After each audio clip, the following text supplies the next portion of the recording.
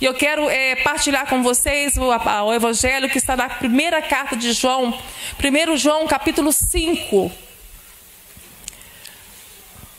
Capítulo 5, no verso 4. Porque todo que é nascido de Deus vence o mundo. E esta é a vitória que vence o mundo, a nossa fé. Quem é que vence o mundo, senão aquele que crê que Jesus é o Filho de Deus? Não há outra forma de vencer o mundo, seja qual for o mundo que você tenha que vencer. O mundo das tentações, o mundo que você está lutando com ele, o mundo da solidão, seja qual for o mundo que você precisa vencer, só se vence pela fé. Essa é a vitória que vence o mundo, a nossa fé. Sem fé não é difícil, igreja, não é complicado. Sem fé é impossível agradar a Deus. E é necessário que todos aqueles que se aproximem de Deus saibam quem Ele é. E Ele é abençoador dos que o buscam. O fim da nossa fé é para a salvação da nossa alma. Então importa para Deus provar a nossa fé. As provações que nós estamos vivendo, os vales que estamos passando, as doenças que enfrentamos, as perdas pelas quais sofremos, tudo isso vai cooperar para este fim. Efésios 4 vai dizer, até que eu alcance, até que cheguemos à maturidade de Cristo, à unidade de fé. É necessário que a fé cresça. E só há uma forma, só há um mecanismo de fazer isso. Primeiramente, ouvindo a palavra. A fé vem pelo ouvir. E ouvir o evangelho de Cristo Jesus. Só que a enfermidade hoje, no nosso século, é que o evangelho foi diluído. É um evangelho que está sendo infantil. Um evangelho que não tem ensinado, que não tem deixado a igreja crescer. Nós estamos com muitas crianças na fé. É normal a gente chegar em Cristo como criança, mas permanecer como criança não é normal. A obra do Espírito Santo em nós é nos levar à maturidade de fé, até chegarmos à estatura, à maturidade de Cristo. E tudo vai cooperar para isso, igreja. A fé é provada no fogo, como ouro. Quanto mais o ouro queima e tem valor, assim a nossa fé. Quanto mais provada, ela é aprovada diante de Deus. Importou para Deus trabalhar muito comigo na minha fé. Eu posso perder tudo, só não posso perder a minha fé. E nós temos um advogado, né? um mediador entre nós e o Pai, que é Cristo Jesus. Ele intercede por nós. Lá em Lucas 22, ele vai dizer para Pedro, Pedro, Satanás pediu vossas vidas para peneirar vocês como trigo. Mas eu roguei por vós para que não desfaleceis na fé. O diabo só quer a sua fé, meu irmão. Ele só quer que você desista, que você desanime na caminhada. E eu tenho visto mulheres guerreiras que têm guardado a fé. Têm sofrido nas suas famílias, têm sofrido perdas na família, mas elas têm guardado a fé. Isso é muito importante. Que possamos guardar a nossa fé. Quando Deus me levantou da cadeira de rodas, quando veio o primeiro tumor, e tantas coisas aconteceram, Ele mostrou que havia um projeto na enfermidade. E Ele mostrou que o projeto seria pregar o Evangelho de Cristo Jesus. Mas o Evangelho de Cristo Jesus. Não o Evangelho da autoajuda, não o Evangelho da confissão positiva, não a teologia da prosperidade, nada disso. Eu não estou autorizada a pregar nada disso, nada que vai afagar a sua alma. A palavra de Jesus, de Cristo, o Evangelho nos ofende. E é para nos ofender mesmo. É para trazer mudança na nossa vida. Ela é o machado que esmiuça a penha. É a espada de dois fios. Ela nos deixa nus diante dele. A experiência do Alisson, né? Muitas vezes estamos orando, pedindo a Deus pelos nossos queridos, mas na verdade é pensando em nós mesmos. E Deus sabe. Deus arranca a nossa máscara assim, ó. Você quer que a Maristele pare de dar apneia para o seu sono ter paz? Ou para que ela tenha paz? Examine as suas orações. Você quer que os seus filhos, seu marido, sua esposa se converta para que você tenha uma vida mais confortável? Ou para que eles sejam usados para glorificar a Deus no reino dele? Muitas vezes pedimos e não recebemos porque pedimos mal para os nossos próprios deleites. Muitas vezes as nossas orações estão equivocadas. Não sabemos orar. Temos que pedir a Deus como os apóstolos pediram para Jesus: Senhor, ensina-nos a orar. Nós não sabemos como orar. Então importou para Deus dar essas diretrizes no começo. Ele mostrou que haveria o livro, era 2004 ainda. E levantei da cadeira de roda, evangelizei enquanto estava nela. Pensei que o projeto havia acabado e a vida seguiu. A vida seguiu. Eu já estava com o segundo câncer. Em 2 meses ele voltou. Só que meu médico não deixou que eu soubesse. Graças a Deus. Eu vejo Deus nisso também. Porque eu não tinha maturidade nenhuma para passar de novo e tão perto de um vale como aquele. Então eu fiquei sem saber, né, da recidiva por 1 ano e 6 meses. Quando chegou 1 ano e 6 meses, eu fiz a 3ª ressonância semestral. Eu iria receber, né, a imagem, a resposta, a ressonância por SEDEX. E num culto de quinta-feira, Deus usou uma vida para falar comigo. E Deus falou assim comigo: filha, não te esqueças que eu sou o Deus do impossível. Eu sou o Deus de milagres. A gente se esquece, igreja.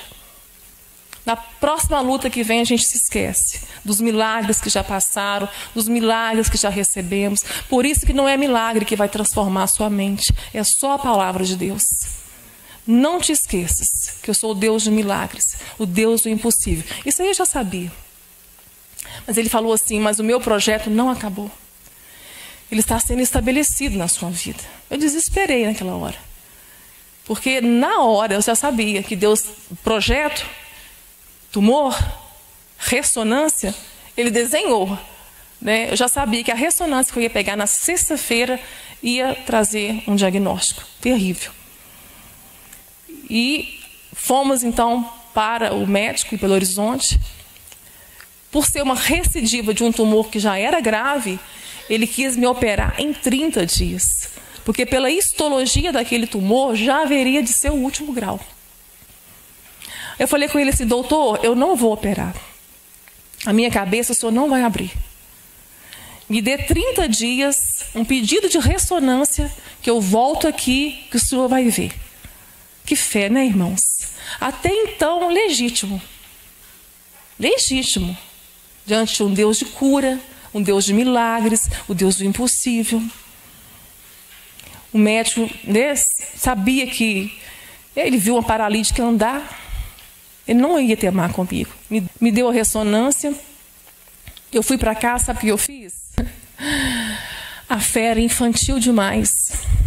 A fé era uma crença. Era fé na minha fé. Eu fiquei 30 dias tentando convencer a Deus que Ele tinha que me curar. Porque Ele é Deus de cura.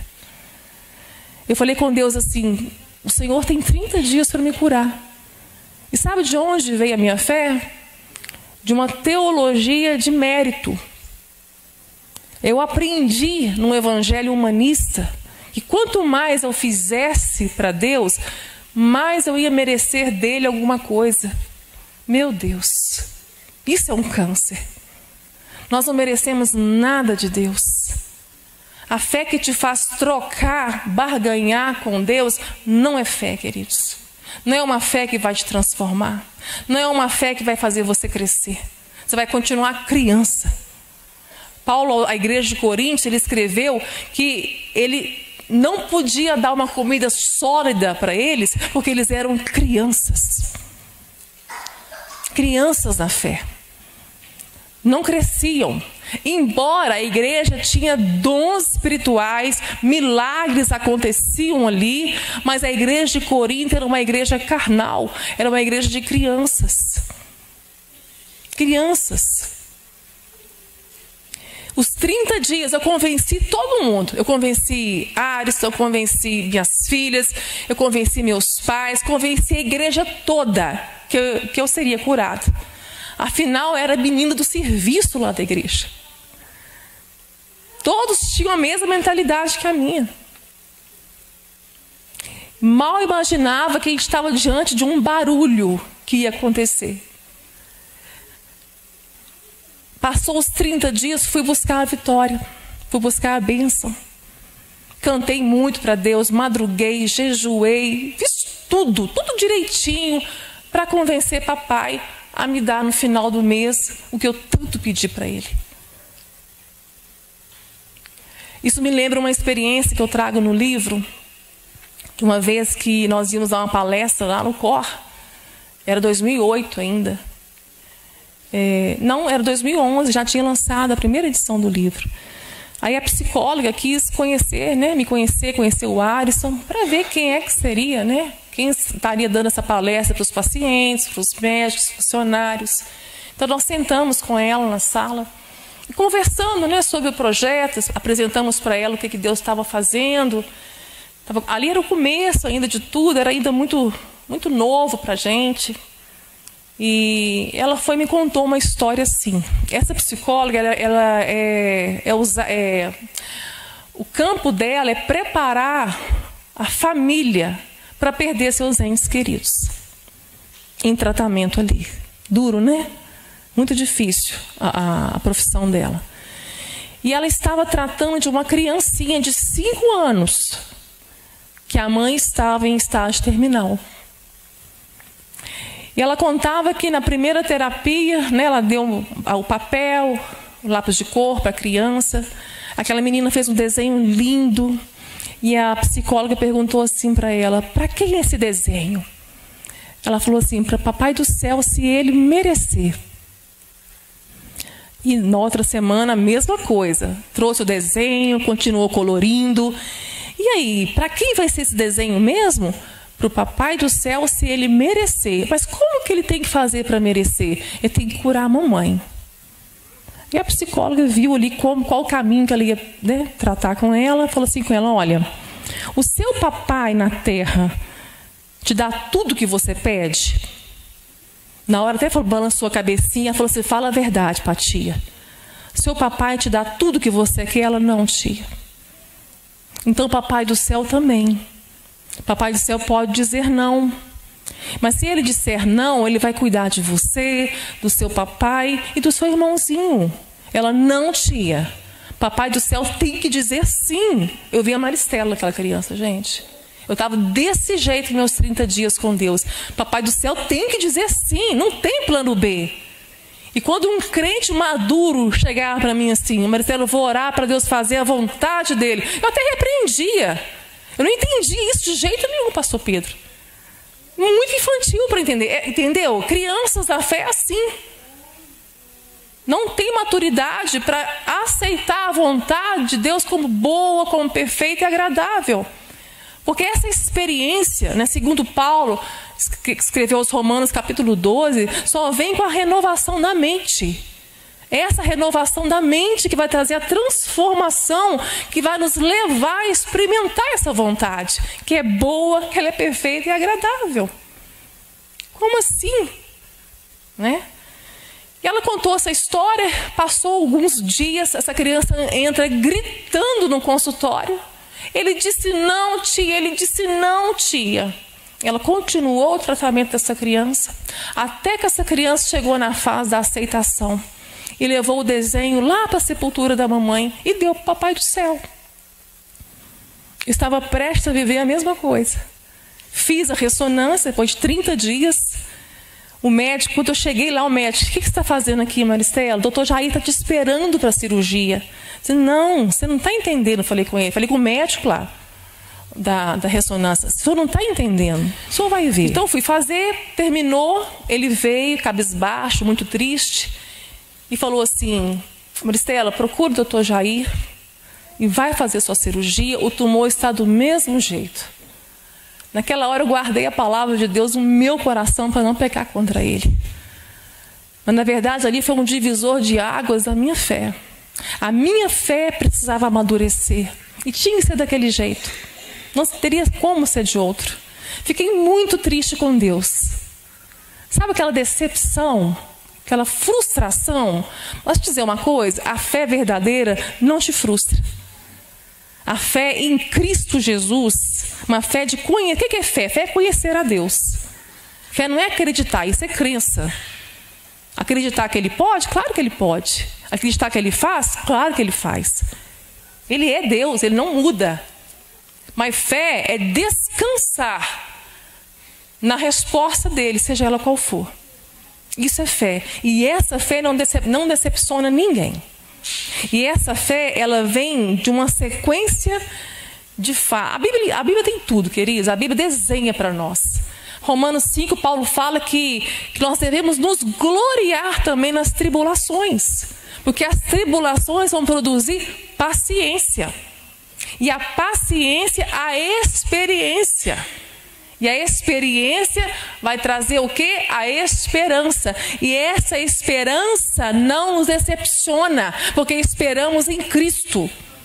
Nele está a nossa confiança. É nele que está a nossa esperança e segurança. Nós falamos muito aqui sobre idolatria.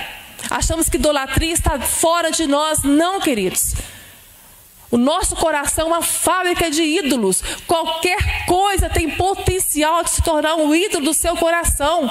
Basta colocar nisto, seja o que for, um sonho, uma ideia, uma imagem, um projeto, uma pessoa, seja o que for.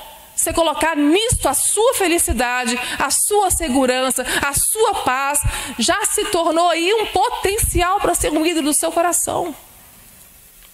Muitas mulheres idólatras, idolatrando marido, idolatrando filhos, só se sentem seguras e felizes quando o casamento vai bem, quando os filhos vão bem. Aonde está a sua felicidade?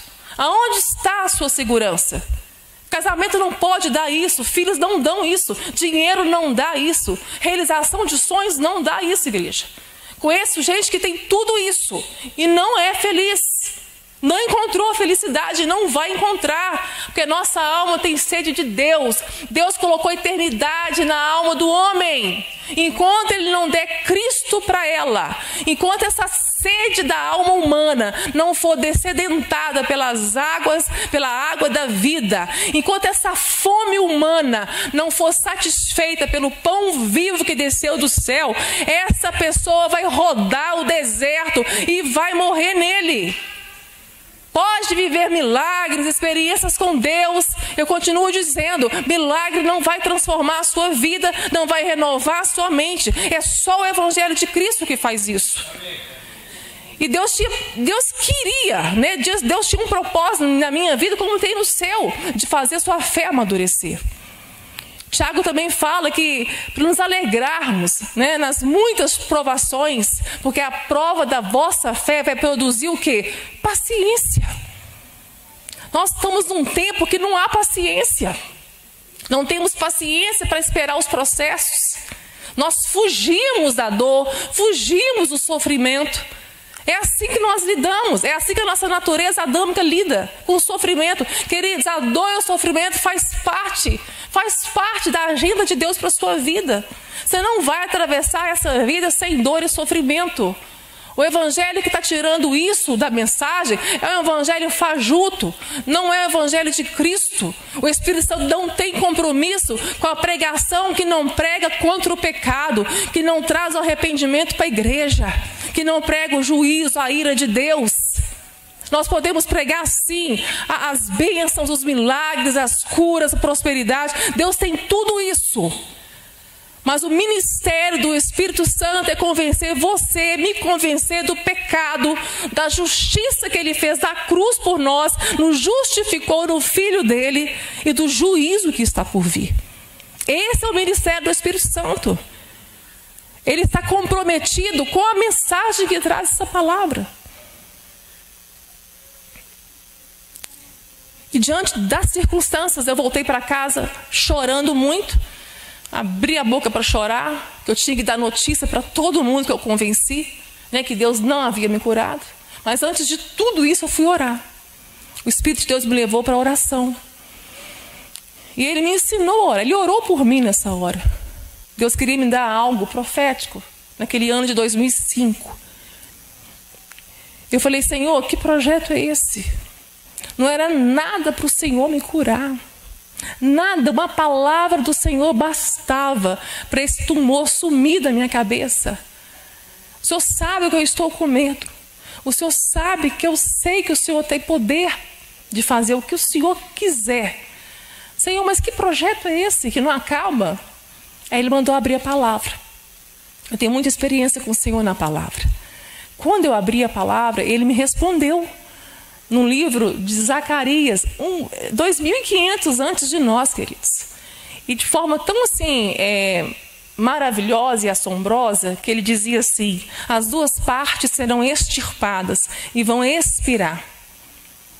Ali eu já parei e falei assim, é comigo mesmo que o Senhor está falando. Porque extirpar era uma palavra que eu conhecia do consultório médico, do bloco cirúrgico.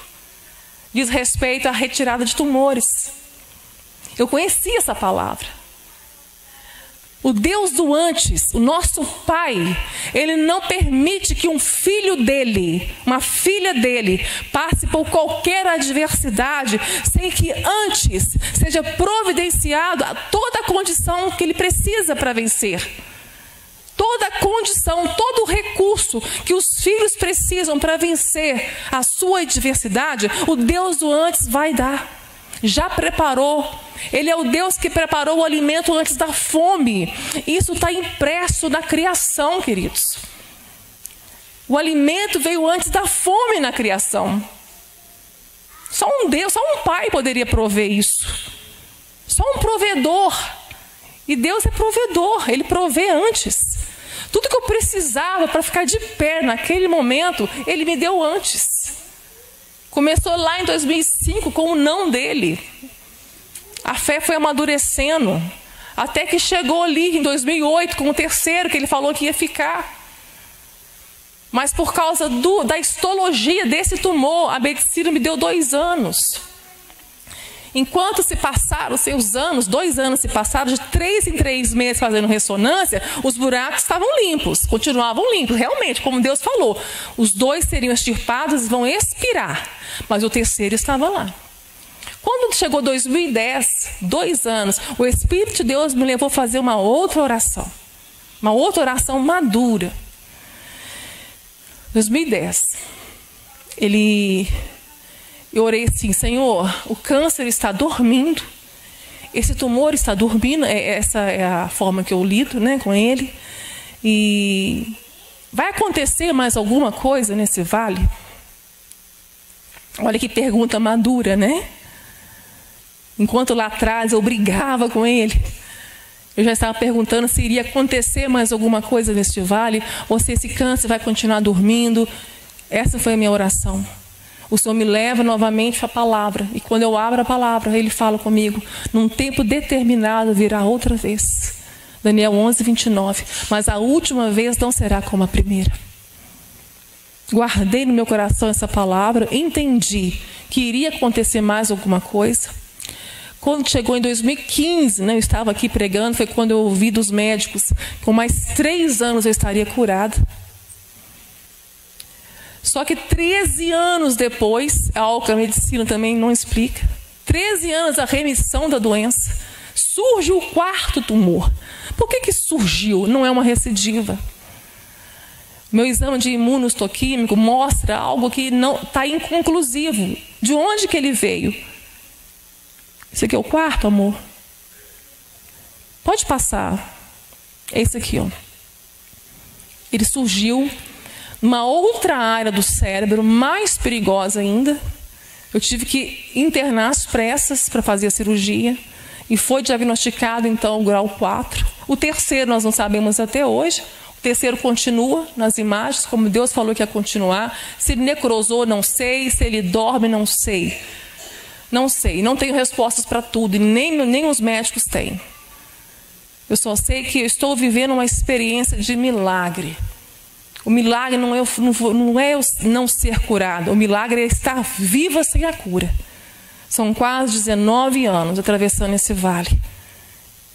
E o Senhor então nos dá um chamado, uma convocação. Eu falo que a convocação é como se fosse algemas invisíveis. Nós estamos nesse chamado, buscando total obediência a Deus. E é pela graça mesmo que a gente faz isso. Não é de nós mesmos. Lembrando lá desde o começo, tudo posso naquele que me fortalece. Foi a primeira coisa que o Senhor nos deu. E sabe como que Ele falou? Ele fala de várias maneiras, igreja. Esse tudo posso naquele que me fortalece veio assim que eu saí do consultório médico com o primeiro tumor. Eu estava com 29 anos de idade, trabalhando, tinha uma pequena empresa, meu esposo trabalhando, crianças normais, saúde perfeita, não tinha nada. Eu perdi o chão debaixo dos pés. É a notícia mais difícil de ser ouvida dentro de um consultório médico. Entrei no carro, cabeça baixa. Assim que o Aros deu partida no carro, ele freou para não bater no carro da frente, que também estava junto, e freou. Algo que Deus provocou ali, para que eu levantasse minha cabeça. E levantei literalmente. E no vidro traseiro do carro da frente, o adesivo, tudo posso naquele que me fortalece. Eu olhei para o Aros e falei assim, amor, eu posso. Eu nem imaginava o que viria pela frente, mas isso é fé. Eu posso passar por qualquer coisa. Você pode passar por qualquer coisa em Cristo Jesus. Você pode vencer todos os seus vales em Cristo Jesus. Sem Ele não, igreja. Sem Ele não. Sem o Espírito Santo não. É loucura construir sem o projeto de Deus. Vai construir na areia. Essa casa vai cair. Mais cedo ou mais tarde essa casa cai. Eu trago no livro uma cronologia. Pode tirar dali. Eu trago no meu livro agora, Deus ordenou que eu trouxesse uma cronologia da minha vida. Então eu coloquei todos os meus vales que antecederam o câncer. Então tem vales de tudo, para tudo quanto é gosto. Meu primeiro casamento, que foi construído na areia, né? Fiquei viúva. Então tem uma experiência ali fantástica. Porque depois que a gente prova, depois que a gente vive experiências com Deus, meu primeiro amor, isso marca para o resto da vida. Nada no mundo satisfaz mais a sua alma. Você que provou da água viva, nada no mundo vai satisfazer a sua alma. Eu tinha momentos de alegria, eram momentos. Mas os momentos de dor e sofrimento pela ausência de Deus, pela perda da alegria da salvação, eram terríveis. E neste casamento, então, né, onde Cristo não estava, eu orava a Deus, pedia a Deus o tempo todo que salvasse o meu marido. Eu gostava tanto de uma barganha que eu falava com Deus assim, se o Senhor salvar o meu marido, eu volto para o Senhor. Não, muito barganha. Salva o marido que eu volto para o Senhor. Aí, né, vivi o adultério, a mentira, a infidelidade, dói mais que a morte. Eu provei dos dois. E uma noite Deus me visitou, em sonho, que eu corria desesperadamente de Satanás. E de repente um anjo surge do sonho e fala assim, Maristela, me chamou pelo nome e falou assim, Maristela, entrega para Deus agora quem você colocou no lugar dele. Você está em pecado de idolatria. Então foi nesse momento que eu entendi que crentes são idólatras, e muito idólatras. Muito.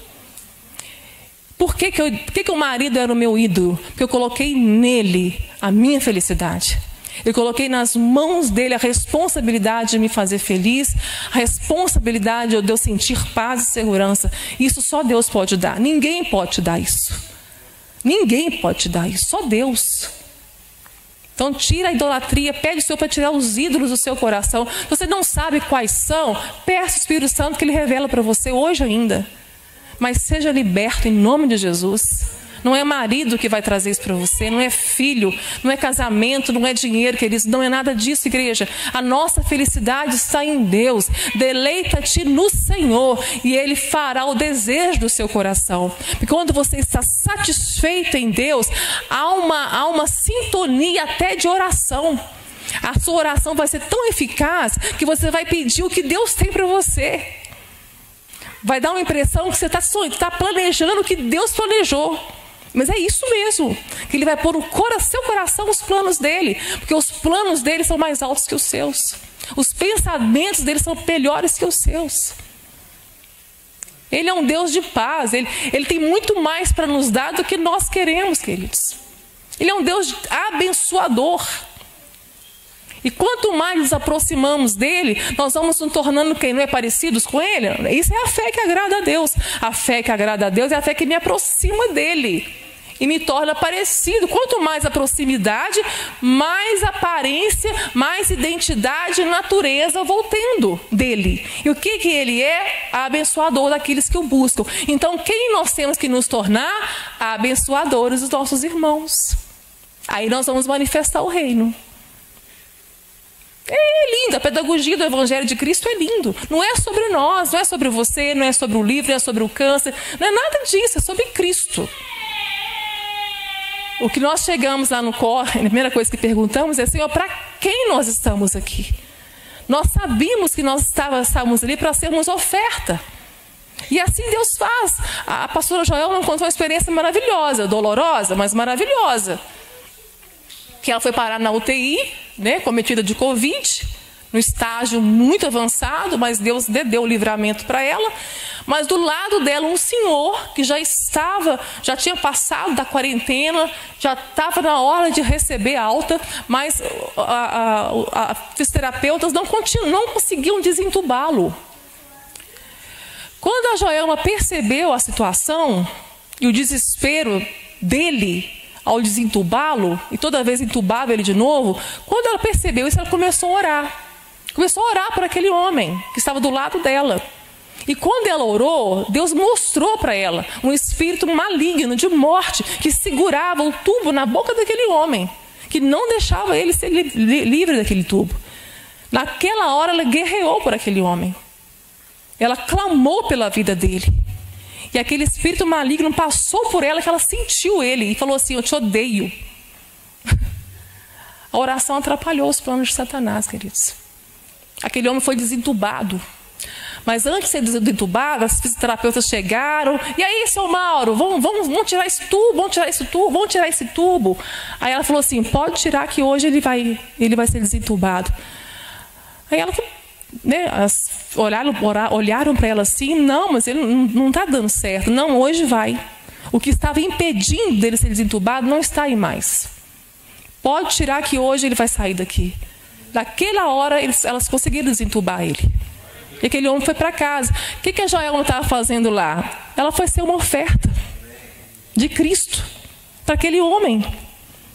Vocês entendem o papel da igreja agora, nesse momento, igreja? Que você seja uma oferta de Cristo, em qualquer lugar que você estiver. Seja uma oferta de Cristo para a sua família. Que a sua língua seja uma árvore de vida, que aponte Jesus para a sua família, para os seus filhos, para o seu cônjuge, na sua igreja, nos seus vizinhos. Amém, igreja? Nós estamos precisando despertar. A noiva está dormindo. É hora de despertar. É hora de clamar pela nossa nação. Nossa nação está debaixo de cegueira espiritual. Um evangelho que não é de Cristo sendo pregado. Evangelho de autoajuda, motivacional. E a carne quer isso. É isso que a carne quer ouvir. Esse evangelho não é todo mundo que quer, não, queridos. Voltar a essa igreja, depois que eu preguei a primeira vez aqui, voltar aqui só me responde uma coisa: essa igreja ama o evangelho de Cristo. Essa igreja recebe bem o evangelho de Cristo. Tanto que recebe bem que eu e Arthur, nós já aprendemos que quando nos recebem bem, com carinho, não é nós que estamos sendo recebidos. É o evangelho que nós pregamos. Porque o contrário também é verdade. Tem lugar que nós pregamos que nem olham para a gente, nem dão paz ao Senhor depois que a gente termina de pregar. Não é isso que eles querem ouvir. Vai ver os pregadores do momento. O que eles estão pregando? O que está enchendo a igreja? Aonde que as igrejas estão lotadas? Deus tem muito mais para fazer na sua vida do que um milagre de cura física. Deus quer curar a sua alma para a eternidade. Que nessa noite você se entregue, você se rende ao Senhor. O Espírito Santo está fazendo a obra. tocando nos corações para que receba essa palavra. Que esse evangelho não venha só arranhar a sua mente, mas que ele possa entrar hoje no seu coração e transformar você, renovar a sua mente, trazendo sede e fome de Deus. Que você possa buscar mais de Deus, querer mais de Deus, ler mais, estudar mais dele. Se prontifique, se disponibilize de pelo menos ler a Bíblia. Leia a carta aos Filipenses. Leia todo dia essa carta. Leia por 30 dias. Que vai vir o hábito da leitura. Se esforce. A soberania de Deus não anula a nossa responsabilidade, igreja. A responsabilidade de buscá-la é nossa. Esse passo, essa pedra que vai remover somos nós.